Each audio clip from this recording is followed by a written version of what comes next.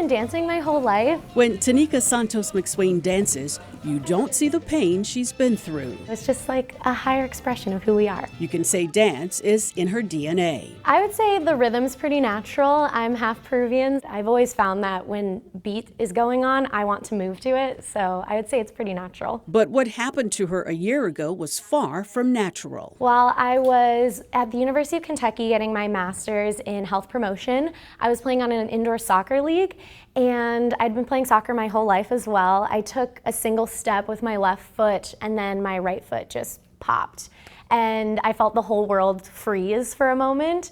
Took a step, and it was like there was no air, no heel, nothing behind my foot, and dropped right down, and they pulled me off to the side, and where there should have been an Achilles, there was just a pocket of space. It was a complete tear of her Achilles tendon. The injury crippled the active player for months. Part of the tendon rolled up towards the calf, and so basically what they had to do is go in, pull them back together, and sew them back together. Recovery was slow. I started off with a cast in a wheelchair for a while.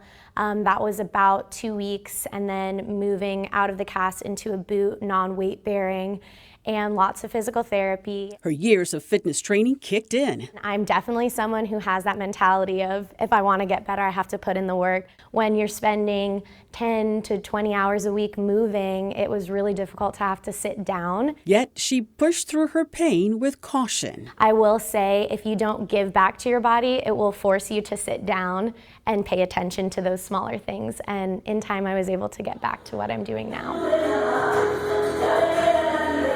But overall, I think I never really stopped dancing. Even when I was in the wheelchair, I was still moving my upper body as much as I could. A recovery filled with emotion where music and dance played a key role. So there were days where, yeah, I was in tears. I think that's where music was a really big part of my recovery process as well.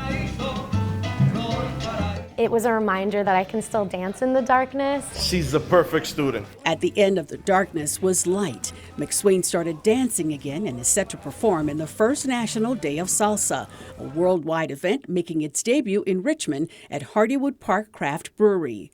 The event, organized by William Estremera and Angel Rodriguez, the Salsa Guy, is for lovers of salsa and for amateur dancers who want to compete. We want people that have just been taking lessons for a while, that have been going out dancing and enjoying themselves, to have a chance to have a lot of fun and make a little money. There will be dance competitions, performances, a special honor for DJ Adora, a beloved DJ who passed away from COVID, and a celebration of life. The multiculturalness of this city, the state, is so awesome that we want to be able to have an opportunity to unite everybody and just enjoy one night.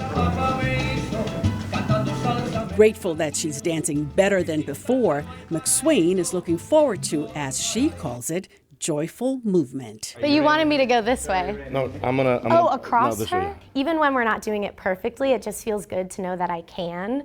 And so that constant reminder just makes everything feel a little bit more special. First National Day of Salsa, it's March 26th. If you'd like to participate, amateurs only, you've got until March 18th to register at salsarichmond.com NDS.